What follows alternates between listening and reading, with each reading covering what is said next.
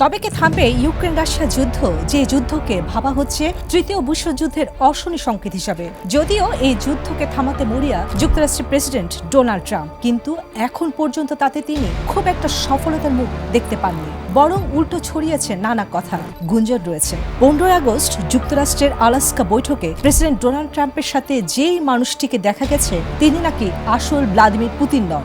তবে তিনি কে?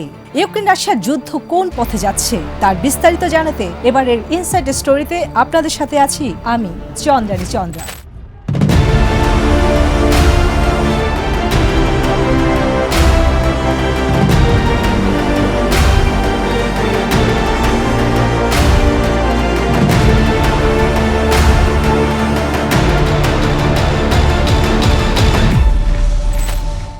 গত 15 আগস্ট যুক্তরাষ্ট্রের আলাস্কার বৈঠকে প্রেসিডেন্ট ডোনাল্ড ট্রাম্পের সাথে যে মানুষটিকে দেখা গেছে তিনি নাকি আসল ভ্লাদিমির পুতিন নন, বরং তার এক বডি ডাবল, অর্থাৎ রাশিয়ার প্রেসিডেন্ট ভ্লাদিমির পুতিনের মতো দেখতে আরেকজন পুতিন।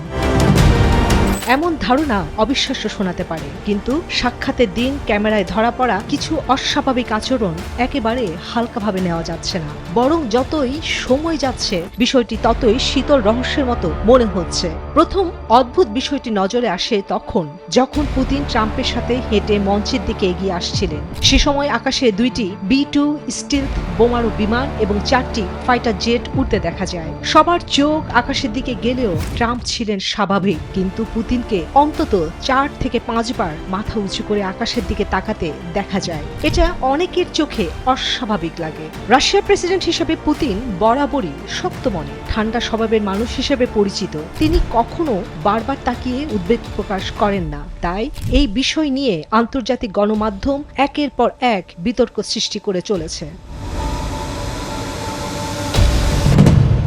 দ্বিতীয় যে বিষয়টি সন্দেহ জাগায় তা হলো উচ্চতার পার্থক্য। তথ্য অনুযায়ী পুতিনের উচ্চতা 5 ফুট 8 ইঞ্চি আর ট্রাম্পের উচ্চতা 5 ফুট 10 ইঞ্চি, অর্থাৎ তাদের মধ্যে পার্থক্য মাত্র 2 ইঞ্চি হওয়া উচিত। কিন্তু সেদিন দেখা যায় ট্রাম্পের পাশে পুতিনকে অনেকটাই খাটো লাগছিল, যেন পার্থক্য 2 ইঞ্চির বদলে 4 বা 5 ইঞ্চি।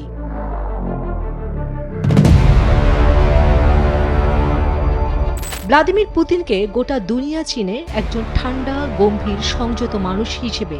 সহজে তাকে হাসতে দেখা যায় না। সাংবাদিকদের সাথে তো মজা করা দূরের কথা, কিন্তু ট্রাম্পের সাথে এই সাক্ষাতে দেখা গেল অস্বাভাবিকভাবে ফুরফুরে মেজাজে সাংবাদিকদের সাথে রসিকতা করছেন, হাসছেন, এমনকি তার মুখের ভঙ্গিও একেবারে ভিন্ন মনে হয়েছে। এটা কি সত্যি সে মানুষ যার ভাবমূর্তি সিরিয়াস আর কঠোর হিসেবে ধরে রাখতে চাইতেন? চতুর্থত, মিটিং শেষে বিদায়ের সময় একটি দৃশ্য অনেককে হতবাক করেছে। ট্রাম্পের সাথে হাত মেলানোর পর দেখা যায় পুতিনের পা অনবরত নড়ছে। তিনি যেন স্থির দাঁড়িয়ে থাকতে পারছিলেন না। একজন প্রশিক্ষিত গুপ্তচর, একজন সামরিক শক্তির প্রতীক কি এতটাই অস্থির হতে পারেন? বরং পা নাড়ানো সাধারণত স্নায়ু বৈকল্য পীড়িত বা নার্ভাস লোকদের বৈশিষ্ট্য, যারা নিজের শরীরকে নিয়ন্ত্রণ রাখতে পারেন না। পুতিন সাধারণত ডান হাত নাড়ান বেশি। সেই সাক্ষাতে পুতিন বাম হাত বেশি নাড়ান, ডান হাত অস্বাভাবিকভাবে ঝুলছিল। এছাড়া ভিডিও বিশ্লেষণে দেখা যায় মিটিং চলাকালীন সময়ে পুতিনের চেহারা কিছুটা ফোলা এবং নাকের গড়নও আলাদা মনে হয়েছে। কেউ কেউ বলছে এটি ক্যামেরা ভিন্ন অ্যাঙ্গেল থেকে ধরার কারণেও হতে পারে। যদিও এগুলো আপনার আমার কাছে সাধারণ বিষয়, গোয়েন্দা সংস্থাগুলো বলছে পুতিনের একাধিক বডি ডাবল আছে এবং জরুরি সময়ে তাদের ব্যবহার করা হয়। ট্রাম্প পুতিনের ওই বৈঠকে যদি সত্যি আসল পুতিনের জায়গায় নকল পুতিন গিয়ে থাকেন, তবে ব্যাপারটা নিঃসন্দেহে চিন্তার বিষয়। এর মধ্যে ইউক্রেন রাশিয়ার এই যুদ্ধ দিনকে দিন যেন হয়ে উঠেছে বিশ্ব অশান্তির অন্যতম কারণ। ইউক্রেন রাশিয়ার যুদ্ধ সমাপ্তির আলোচনার মাঝে সামনে এসেছে নতুন একটি তথ্য। মার্কিন দূরপাল্লার ক্ষেপণাস্ত্র দিয়ে রাশিয়ায় ইউক্রেনের হামলা চুপি সারে ঠেকিয়ে রাখছে পেন্টাগন। সংবাদ মাধ্যম ওয়াল স্ট্রিট জার্নালের এক প্রতিবেদনে এমনটাই বলা হয়েছে। তবে এই ঘটনার পেছনে রয়েছে কি? যুক্তরাষ্ট্রের তৈরি দূরপাল্লার ক্ষেপণাস্ত্র ব্যবস্থা ব্যবহার করে রাশিয়া হামলা চালানো থেকে ইউক্রেনকে বিরত রাখছে পেন্টাগন। যুক্তরাষ্ট্রের প্রতিরক্ষা সদর দপ্তর এই কাজ করছে চুপিসারে। মার্কিন কয়েকজন কর্মকর্তার বক্তব্যের বরাতে সম্প্রতি সংবাদ মাধ্যম ওয়াল স্ট্রিট জার্নাল এক প্রতিবেদনে এমনটাই বলা হয়েছে। প্রতিবেদনে আরও বলা হয়, যুক্তরাষ্ট্রের এমন পদক্ষেপের কারণে মস্কোর হামলার বিরুদ্ধে কিয়েভের প্রতিরক্ষা ব্যবস্থা সীমিত হয়ে পড়ছে। রাশিয়া ও ইউক্রেনের মধ্যে ৩ বছর ধরে চলা যুদ্ধ বন্ধ ও শান্তি চুক্তি করতে না পারা নিয়ে মার্কিন প্রেসিডেন্ট ডোনাল্ড ট্রাম্প যখন ক্রমাগত জনসমক্ষে হতাশা প্রকাশ করে যাচ্ছেন, তখনই ওয়াল স্ট্রিট জার্নালের প্রতিবেদনটি প্রকাশ পেল। সম্প্রতি রাশিয়ার প্রেসিডেন্ট ভ্লাদিমির পুতিনের সঙ্গে ট্রাম্পের বৈঠক হয়। এরপর ইউরোপের বিভিন্ন দেশের নেতা ও ইউক্রেনের প্রেসিডেন্ট ভলোদিমির জেলেনস্কির সঙ্গেও তার বৈঠক হয়। তবে কোনো বৈঠকেই দৃশ্যমান অগ্রগতি হয়নি। এই বিষয়ে পরবর্তীতে ট্রাম্প বলেন, তিনি এখন রাশিয়ার উপর অর্থনৈতিক নিষেধাজ্ঞা আরোপ করবেন নাকি শান্তি চুক্তির বিষয়টি থেকে সম্পূর্ণ সরে আসবেন তা নিয়ে তিনি ভাবছেন। ট্রাম্প বলেন, আমরা কি করব সে ব্যাপারে আমি সিদ্ধান্ত নিতে যাচ্ছি, আর সেটি হবে খুবই গুরুত্বপূর্ণ একটি সিদ্ধান্ত। সেটা হতে পারে বড় ধরনের নিষেধাজ্ঞা, উচ্চ শুল্ক আরোপ কিংবা দুটোই। আবার আমরা কিছুই না করে এটাও বলে দিতে পারি যে এটা তোমাদের লড়াই। Not that I want to do that, but I will do that because we want to save a lot of people from dying. A lot of people are dying and we got to save them. We got to save it. 5,000, 6,000, 7,000 people sometimes a week. Putin ও জেলেনস্কির মধ্যে একটি দ্বিপক্ষীয় বৈঠক আয়োজনের আশা করছিলেন Trump, তবে সেটিও কঠিন হয়ে দাঁড়িয়েছে।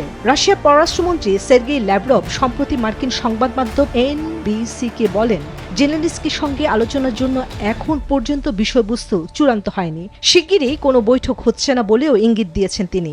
ল্যাভরভ বলেন, শীর্ষ বৈঠকের জন্য আলোচ্য সূচি নির্ধারণ হওয়া মাত্রই পুতিন জেলেনস্কির সঙ্গে দেখা করতে প্রস্তুত আছেন, কিন্তু সে আলোচ্য সূচি একদমই প্রস্তুত হয়নি। ওয়াল স্ট্রিট জার্নালের প্রতিবেদনে বলা হয়, একদিকে হোয়াইট হাউসে পুতিনকে শান্তি আলোচনায় বসাতে রাজি করানোর চেষ্টা চলছে, অন্যদিকে পেন্টাগন ইউক্রেনকে একটি বিশেষ অনুমোদন প্রক্রিয়ায় আওতায় রেখেছে।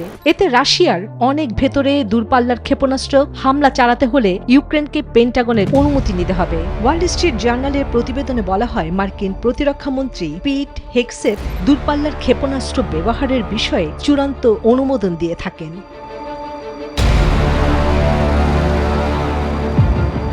বাস্তবতা বলছে, ট্রাম্প পুতিনের আলাস্কা বৈঠকের পরও তেমন অগ্রগতি হয়নি ইউক্রেন রাশিয়ার যুদ্ধ বন্ধের বিষয়। উল্টো যুদ্ধের তীব্রতা যেন আরও বেড়েছে। রাশিয়া ও ইউক্রেন যেন কেউ কাউকে ছাড় দিতে রাজি নয়। ইউক্রেনের প্রেসিডেন্ট জেলেনস্কির মতে, রাশিয়াকে থামাতে এবং প্রকৃত নিরাপত্তা নিশ্চিত করতে নতুন ধরনের চাপ প্রয়োজন।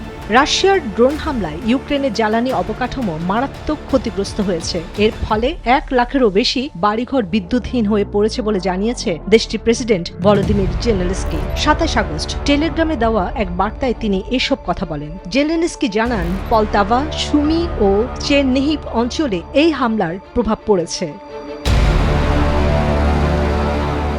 ইউক্রেনের জ্বালানি মন্ত্রণালয় বলেছে, মস্কোর এই পদক্ষেপ মূলত শীতের আগে বেসামরিক অবকাঠামো ধ্বংসের ধারাবাহিক নীতি। গত বছর 2024-এ ইউক্রেন অভিযোগ করেছিল রাশিয়া তাদের বিদ্যুৎ উৎপাদন সক্ষমতা অর্ধেক ধ্বংস করেছে। তবে সাম্প্রতিক সময়ে ইউক্রেনও পাল্টা আক্রমণে রুশ তেল শোধনাগার ও জ্বালানি ডিপোতে হামলা চালিয়েছে। জেলেনস্কি জানান, রাশিয়া এক রাতেই প্রায় 100টি ড্রোন হামলা চালিয়েছে। লক্ষ্যবস্তু ছিল বিদ্যুৎ কেন্দ্র সহ জ্বালানি স্থাপনা। তবে খার্কিভ অঞ্চলের একটি স্কুল এবং খেরসনের একটি উঁচু ভবনও ক্ষতিগ্রস্ত হয়েছে। তিনি বলেন, রাশিয়াকে থামাতে এবং প্রকৃত নিরাপত্তা নিশ্চিত করতে নতুন ধরনের চাপ প্রয়োজন। আমরা সেই চাপ সৃষ্টিতে অংশীদারদের সঙ্গে কাজ করছি। রাশিয়া পূর্ণমাত্রা আগ্রাসন শুরু 3.5 বছরের পরও ময়দানে লড়াই থামার কোনো লক্ষণ নেই। সম্প্রতি ইউক্রেনের এক সামরিক কর্মকর্তা স্বীকার করেন, রুশ সেনারা প্রথমবারের মতো দিনিপ্রোপেতভস্ক অঞ্চলে প্রবেশ করেছিল। তবে ওই অগ্রযাত্রা থামিয়ে দেওয়া হয়েছে বলেও দাবি করেন তিনি। মস্কো এখনও দিনিপ্রোপেতভস্ককে নিজেদের বলে দাবি করেননি, যদিও দোনেৎস্ক সহ ইউক্রেনের পূর্বাঞ্চলের 4টি অঞ্চলকে নিজেদের বলে ঘোষণা করেছে।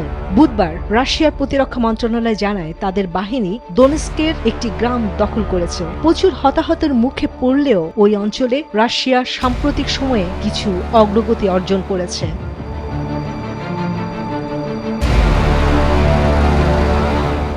রাশিয়া ইউক্রেন যুদ্ধে খুব সহসাই কোনো সমাধানে পৌঁছবে তা ভাবা কঠিন, কেননা ট্রাম্প পুতিনের বৈঠক নিয়ে যে আশা করছিল বিশ্ব তা মূলত হতাশায় পরিণত হয়েছে, বরং আরও বেড়েছে যুদ্ধের তেজ। তবে কি তৃতীয় বিশ্বযুদ্ধের দিকেই এগোচ্ছে বিশ্ব?